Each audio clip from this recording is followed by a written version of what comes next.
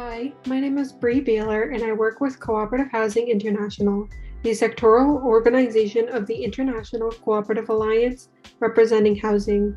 Welcome to this week's episode of Co-op Conversations. This podcast features various guests from around the world who are currently living or working in housing cooperatives. You'll discover more about what it's like to live in a housing cooperative through these conversations.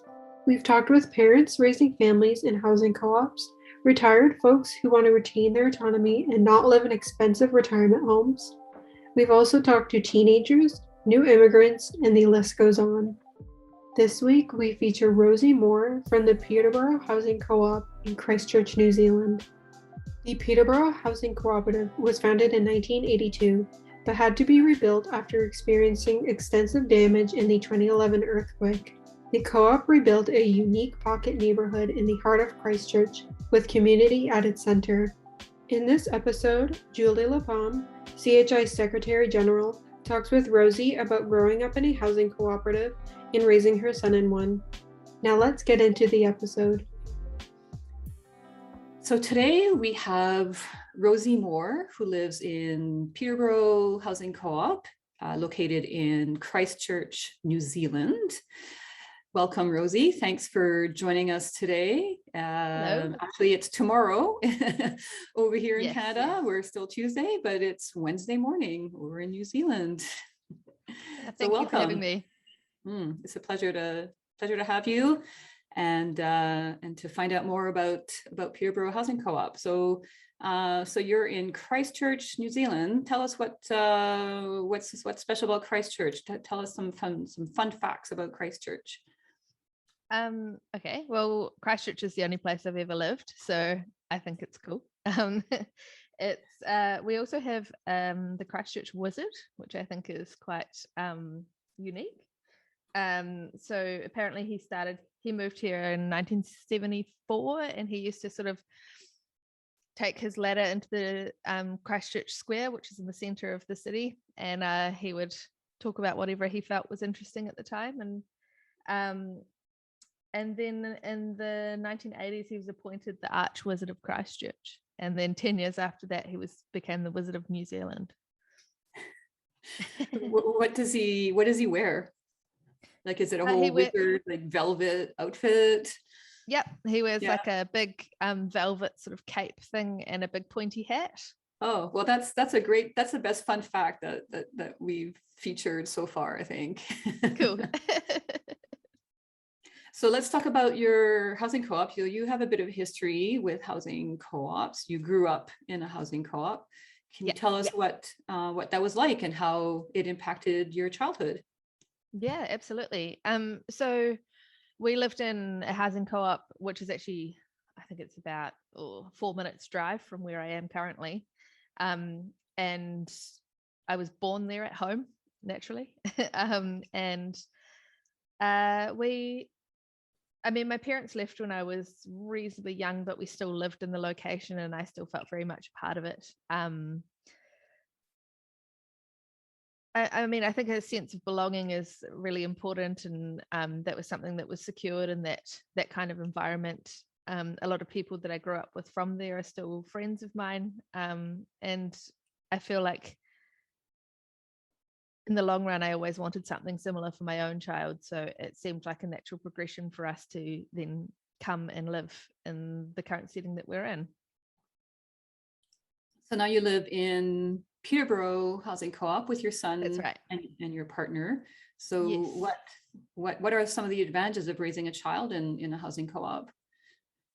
Yeah, so my partner actually just moved in with us. Ernie and I were here for a year without him, and then he moved in with us, but the concept wasn't too foreign for him either, because he was actually born in a housing co-op north of Christchurch.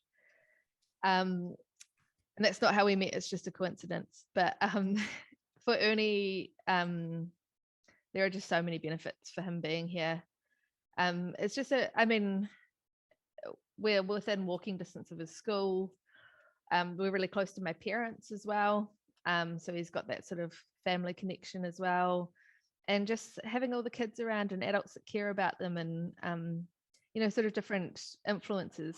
It's really important for shaping his own views and his own personality. So describe to us where the co-op is located within Christchurch. Sure. So it's in this right in the central city. So it's sort of, it's a short walk from anywhere centrally. And it was purposefully set up that way when it started in 1980, just being sort of like a central city paradise. Nice. And there's, if I recall correctly, there's 2 islands, right, in New Zealand? Like there's the North Island and the South Island. That's correct. Yeah. So we're in the South Island. All right. Okay. And Auckland is on the North Island. Yes. Yeah. That's right at the top of the North Island, and we're sort of central South Island. Okay. Yeah. And is that where it's mountainous, or is it mountainous everywhere? There's mountainous everywhere. So where we are on a flat bit, so we're the flattest city. All Yeah. right. Okay. Cool. So a common misconception is that, people think that, people living in a housing co-op are hippies, or, they belong to some weird cult or religious group. So can you describe to us, like, who lives in the co-op and how many people live in Peterborough Housing Co-op? Yeah, so I actually just wrote all the names down because we've had a few additions recently, but we have 21 adults and 9 children. So there's 14 units, and there's sort of a mixture of owners and people who rent from the trust, and it's sort of like two sort of stacks of units facing each other, with a courtyard in the center. Right.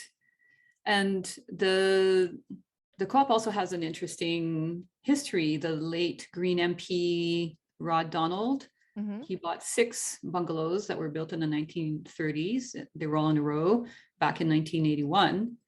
And then the earthquake in 2011 damaged all the houses, which were rebuilt as a purpose-designed pocket neighborhood. So can you tell us what that is, and what are some of the interesting features of the co-op? Okay. So I think it was actually 4 that he started with. And it was connected to like a Whole Foods shop that's quite close to here. And originally anybody who lived here did a certain amount of hours work at Pico, the Whole Foods store as well. So it was sort of like the land part of their dream, I guess. And then after the earthquakes, they bought some of the surrounding houses, so that when they built the new units, they had a little bit more space. So they were terminally damaged in the earthquakes, and I am privileged enough to live in the new reimagining of the co-op. So we have the 14 units, and they range from, some of them are 1-bedroom houses, and then we do have 1 4-bedroom as well. And we also have a common house where we all meet once a week, where we have our meals together, but people can use it for other things as well. We've got a singing teacher here who uses it for her classes, and people use it for meetings, and I use it for whatever celebration I feel like having at the time. And there's a guest house as well, right? Yes. Can you explain how that works? So it is something that we are sort of trying to refine at the moment, like what that looks like. The guest house is part of the common house. So there's a little unit at the back that has just a bedroom, and then there's a shower, and they can use the common house kitchen. But it's just deciding, because we have quite small houses, try not to have a lot of bedrooms that are unused, because it is a real privilege to be able to live in the central city.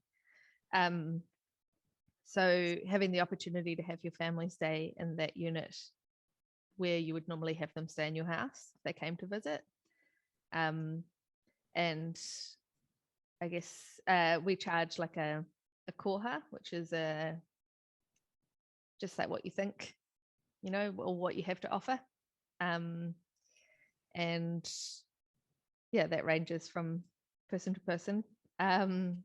And yeah, it means that, you know, I mean, also if people wanted to have the opportunity to come and experience co-housing, they could come and be immersed in it. We haven't, I mean, I haven't experienced a lot of that yet, but I'm hoping that there'll be more of that. I have a friend in Australia who's very keen to come and live the experience for a little while. Yeah, I guess with COVID, you haven't had too many guests, you know, too many visitors or opportunities for people to travel to New Zealand. Yeah. No. And so tell us a little bit about how the co-op is designed. Like there's the houses all face the courtyard, right? So the front porches are all, you know, facing one another, and so that must create like quite a sense of you know, I don't know, like a village of a village, I would think, you know, with all the residents, all the members, you know, being able to see their front entrances and all looking out at the courtyard. So how does that impact on, you know, creating that sense of community? Yeah, it's a really great design. We do have a little bit of a section out the back of our house too that's sort of private. People don't tend to go around there unless you've lost a child or an animal that you're looking for. But everyone's very respectful. I think that's one thing that I really appreciate about living here is everybody seems to be really respectful of boundaries. So those parts of our sections are really private. I think people would think that you would get sort of dropped in on all the time, and you do sometimes, but it's not as common as you think it would be. You know, I live here. One of my best friends lives across from us, and she comes over for coffee quite a bit, but we normally still text each other to check that it's all right. But you know, you see someone else sitting out on their porch and they might be having a coffee or a wine or something, and ends up just becoming a bit of a catch up for whoever walks past. The kids, you know, sometimes a couple of them will go out there and they'll start playing a game, and then you see, you know, the little heads popping out, and all of a sudden they're all out there playing hide and seek or something. Yeah, that sounds really nice. Yeah, it sounds like I grew up in a small town, and kids were always out on the street, and now I live in a city, and that doesn't happen so much. No. You know, it's kind of a rare occurrence, which is kind of sad. So yeah. it's nice that your co-op has that, because I think that's a rare thing these days. Yeah.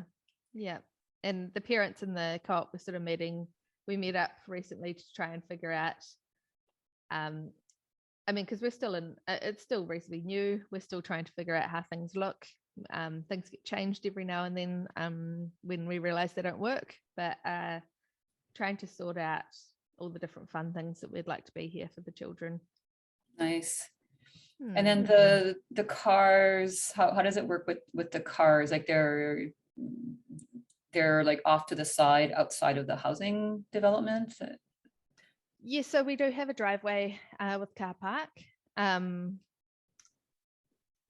We also the other side, so we have an entrance onto two different streets. So one side we have a car park, on the other there's free public parking, and there seems to be quite a lot of car parks available. So people just make do with what they can. And we have an area that we're sort of trying to figure out. We wanted it to be a green car park, but I'm not sure. We've had a bit of flooding and just figuring out what's appropriate for the land. So that's something we have to discuss in our meeting. Mm-hmm. And Earlier you mentioned that it's quite a privilege to be living in, in the center of Christchurch. Why is that? Is it the house prices in the center of the city versus what they are maybe out in the outskirts?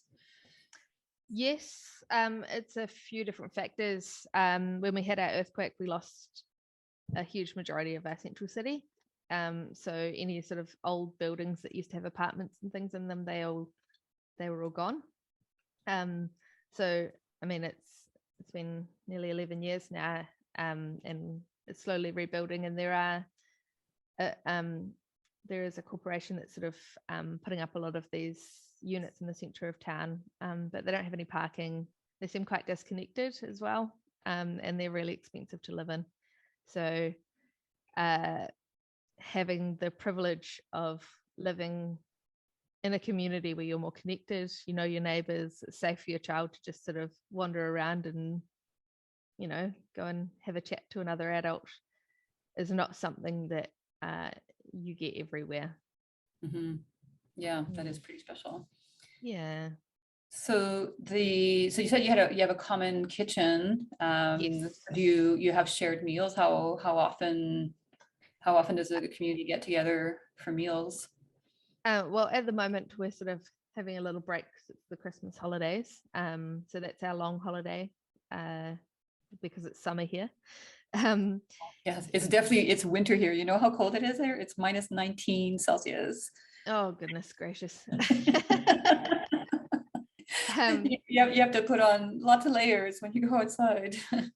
Yeah. Oh, well, we sort of have a bit of a mixture here, but it's been really hot the last few days. So normally we would have a dinner together once a week, and that's a potluck. So everybody just brings a dish.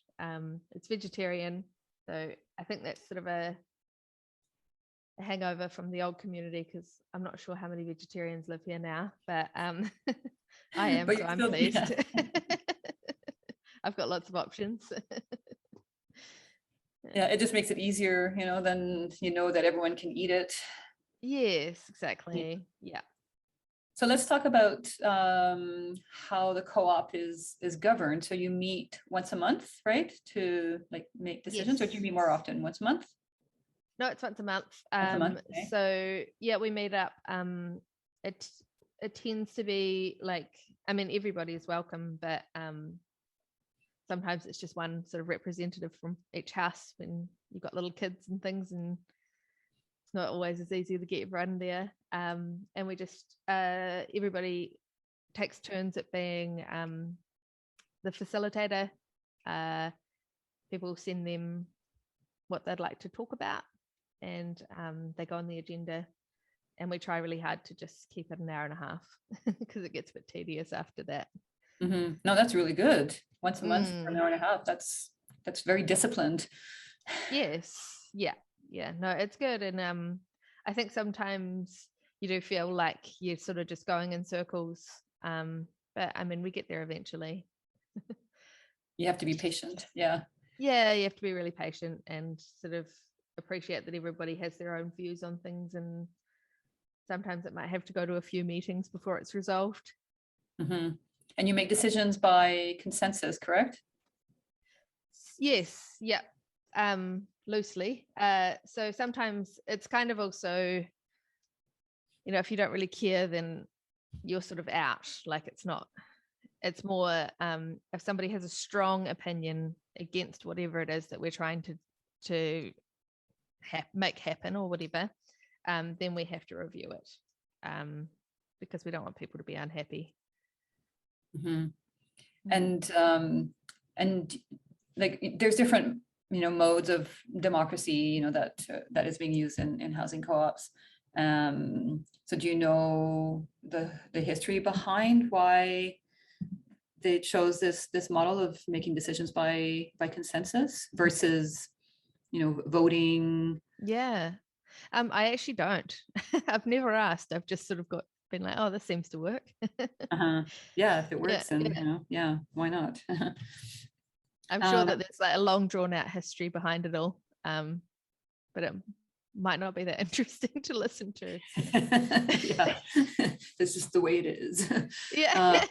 Yeah. So are there training opportunities? Like you said that people take turns facilitating. Not everyone, has the skills to, Yep. to manage a meeting, to preside over a meeting. So what kind of training is available to help people learn how to do that?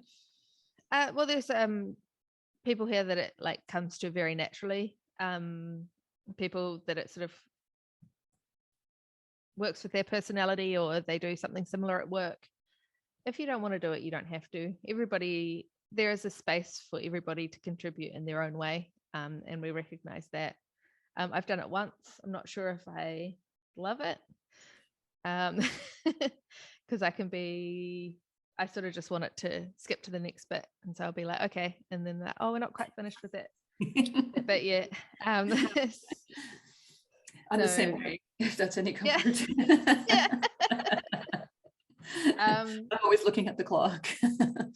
But I think, if that doesn't come naturally to them and they were wanting to give it a go, there would always be support. People are always happy to answer questions. We have our minutes from the last meeting, so it's just sort of reviewing those and making sure that we're not repeating things too much, but also not forgetting something that we're going to take over to the next meeting. Yeah. So the co-op is set up as a land trust, which members pay rent to, but there's also 3 homeowners. So can you tell us more about the land trust and how rent is determined, and why there's renters and why there's owners? Okay, so originally it was always renters. So I think, I'm not the most knowledgeable person on this part, but I believe that the reason that we have owners this time around was to secure our mortgage, which enabled it to be a larger housing co-op and provided more housing for people. I think the layout was sort of houses that had been built in the same area with the fences taken down. So that was how it was originally set up, whereas now it's a very purposeful community. So it's well designed in terms of housing a lot of people. The Otakaro Land Trust is sort of the governance of the community. I was talking to my neighbour this morning because I was trying to figure out how you describe the trust, and she said sort of it's more like it's from the bottom up rather than the top down, and the community and the things that we discuss in our meetings determines what gets discussed in the board meeting. So it's more like a board of trustees. The rent, initially the homeowners weren't members of the board, but now I think after the first year they've decided that if they want to join, so we have an AGM once a year, and that determines who is or isn't on the board, and you can put your name forward, and then everybody sort of votes. I was on the board last year, but this year I decided not to be, because I graduated nursing school in June, July last year, and I'm just finding it a bit hard to still getting used to the job, and trying to find time to then also go to the board meetings as well as the community meetings. And obviously before my partner moved in, I was doing it on my own as well, so it's sort of, he can't really look after himself, he's only 8, so I'm sure that if I asked, someone would come over, but he doesn't always want someone else there. Right. So there's the community meetings, and then there's the board Yep. meetings. And how often does the board meet? So the board meets once a month as well. Mm. And they have external members as well that aren't in the community, just to sort of balance things in terms of, I mean,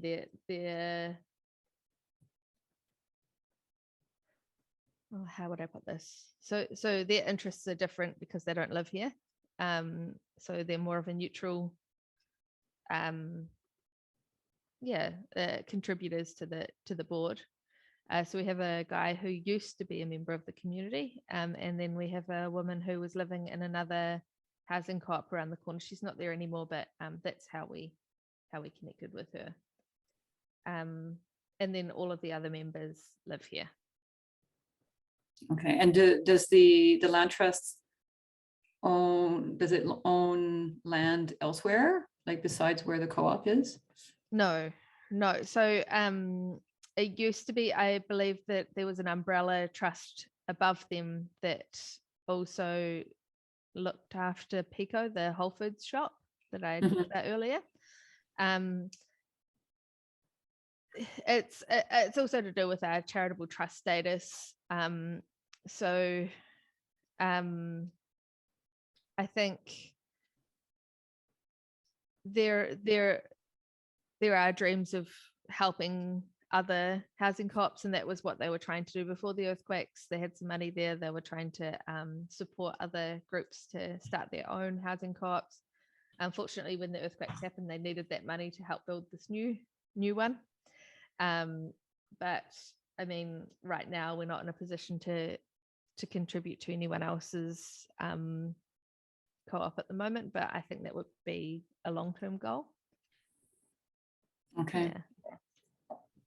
So we talked earlier about community, and that the co-op is designed with community in mind, and and with children, at the heart of the community. So what has been your personal experience with, since you've lived in the co-op, in terms of community? Yeah, well, I guess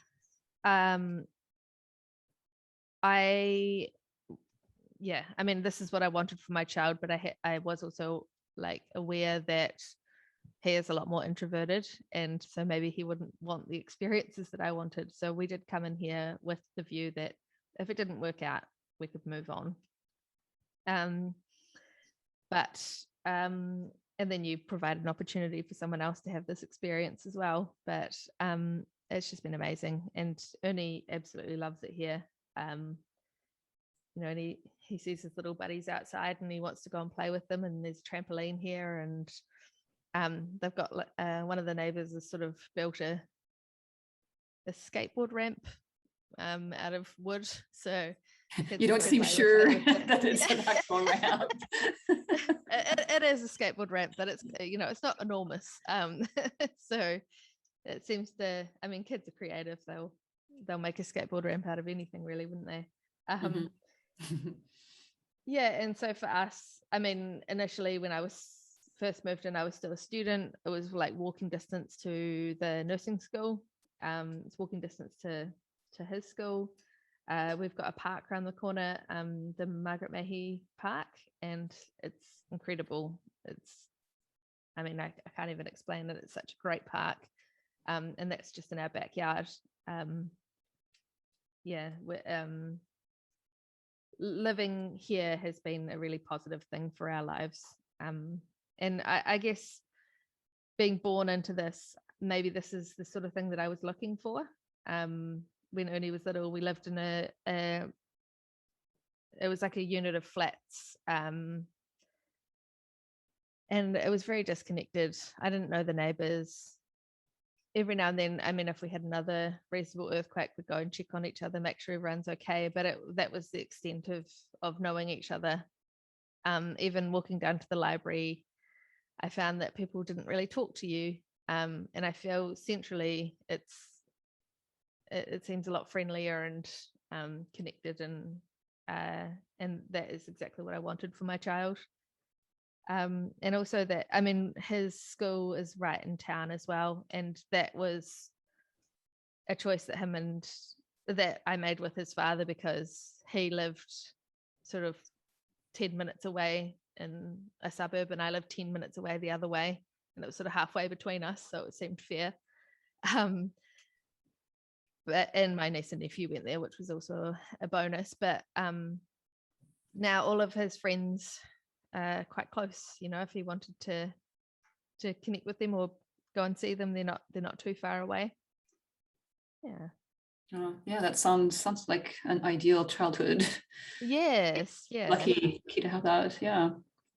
We have a really excellent library as well, which is within walking distance too. Nice. A yeah. Oh, a new library. Yeah. I guess that's the silver lining of an earthquake. Yeah. Yes. Yeah, absolutely. And like very purpose-built facilities. We're unlucky in a lot of ways and lucky in some others. Can't have it all. No, exactly. Yeah. So in addition to being built with community in mind, the co-op is also built with environmental sustainability in mind. So what are some of the features that make the homes environmentally sustainable? So I mean, I was not part of the community when all of the decisions were made. So this is just information that I've gathered from being here and talking to people. But basically, in every step of the process, they have been trying to always keep the environment in mind. So making sure that the wood is sustainable that's on our cladding. We have natural wool carpets. I know that maybe sheep are not always treated well everywhere in the world, but they have a reasonably good time here. A lot of space for them, and it's made locally. And we have marmoleum flooring. We've got hydro underfloor heating as well, so it's the houses kind of are all a really nice temperature. And there's wool insulation as well, isn't there? Yes, there's wool insulation. We have heat insulation, but also sound insulation, which I think is a big part of why it works so well. Is you don't hear your neighbours, and I think that's important for getting along. Next door to me, I've got another mother with a 3-year-old daughter, and she's a delight. But I'm sure at some points she cries, but I've never heard it, so it's a bonus. Yeah, no, that's important. Not hearing your neighbors.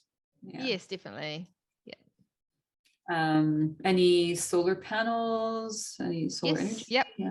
We do have solar energy as well, which contributes to our.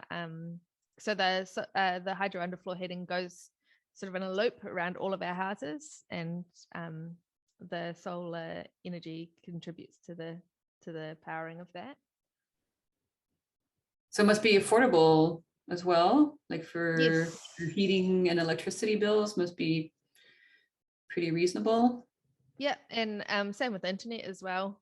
We have like good internet that services the whole community.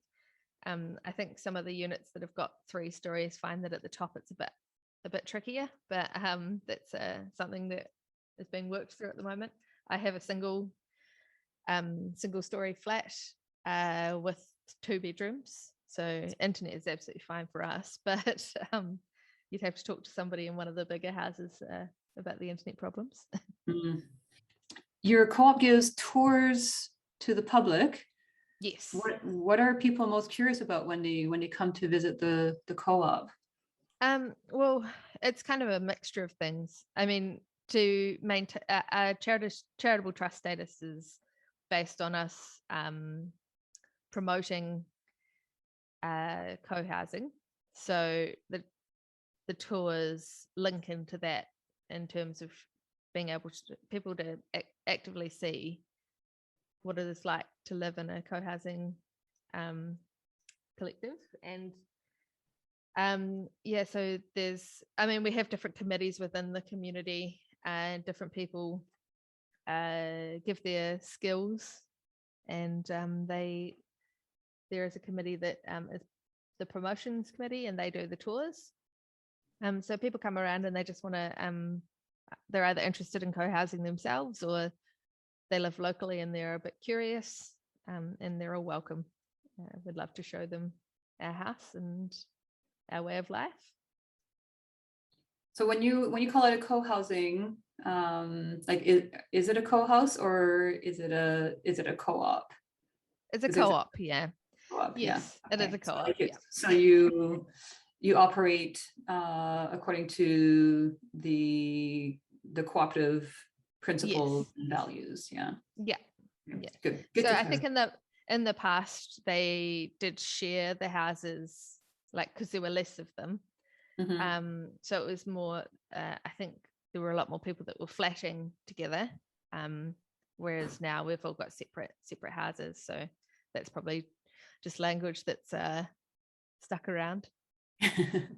And are there, so you said that the housing co-op that you lived in when you were younger isn't that far away. Are there are there other housing co-ops? The one that I lived in as a child, they sort of they broke up as such.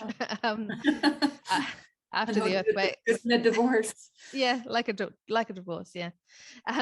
After the earthquakes, there was a lot of stress that they all had to be rebuilt as well. So they were all owners, and I guess making all those decisions together while everyone's stressed and everyone's quite traumatized, that it's hard to maintain. There are other housing co-ops around, and there's been some that have been trying to establish as well, but have not been successful, unfortunately. But there are others that are sort of just finding their feet at the moment as well. We had a group of, unfortunately I couldn't come that night because I was unwell, and in the current climate you don't really meet up with people when you're sick anymore. It was a group of people that have recently started a co-housing group in the central city as well. So they are around. I think they will become more common. People seem to be looking for a place to belong, and I think this is the answer for a lot of people. And are there any government programs, whether at the national level or the local level, to encourage? No. So there's not a lot of support at this point. Well, hopefully there will be soon. It seems like, it would be a positive thing for a lot of people, but at this point it's not overly supported higher up. I know, imagine if housing co-ops were as common as home ownership, how society would be so much better off. Children growing up in a community and people living in a community, supporting one another, and knowing, not living anonymously, knowing your neighbors, and having having that support. It helps to combat loneliness. Absolutely. Especially now, so many people are isolated in their homes and not interacting very much with folks, which makes for a lot of problems, a very disconnected society. Absolutely. Yeah. And I think we have not been as affected as the rest of the world here with COVID, but we've had our own issues with the earthquakes and natural disasters that we have here. But I do feel like after the earthquakes, everyone was they were keen to get to know their neighbours. They were wanting to make sure that the woman next door who was living alone was safe, and that she had water, and that her toilet worked, and those sort of it was a really sort of nice period in a way afterwards, where we all had a collective trauma and I feel like it's slowly drifted away as people have become more frustrated, and it's taken a long time to get things going. And I think a lot of people are looking for that sense of community, because it was a really lovely thing to be a part of for that brief period. And I do think that this would be an opportunity for some people, where you have your own personal space and you have your privacy, and people respect that, but you also have a place to belong, and you know, somebody's always around if you want a cup of tea or a glass of wine. So has the town wizard visited your co-op? No, he hasn't actually. He actually did a spell at my parents' wedding, and it obviously worked for them because they're about to have their 45th wedding anniversary. But maybe I'll see if he wants to pop along sometime. He could do a spell here, maybe. Yeah, he could join, come for the tour and yes, yeah, do a good luck spell, a spell to create more housing co-ops like yes, Peterborough. exactly. Spread the joy. Yeah. So so it sounds like you recommend living in a housing co-op. Yeah. If there were 3 words that you could use to describe what it's like to live in your housing co-op, what 3 words would you use? I guess belonging and security and support. Yeah. That's a good way to sum it up. I guess things that humans need to thrive. Exactly. Yeah. They contribute to happiness, don't they? Mm-hmm. Well, Rosie, it's been a real pleasure talking to you. Thanks for sharing what it's like to live in Peterborough Housing Co-op and describing it to us. Maybe one day we'll make it to New Zealand and we'll join the tour and see it in person. Yeah, absolutely. You can come and stay in the guest house. Yes. I'd love that. Thanks so much. All right. See you later. Okay. Have a nice day. Bye. You Bye. too. Bye. Thanks.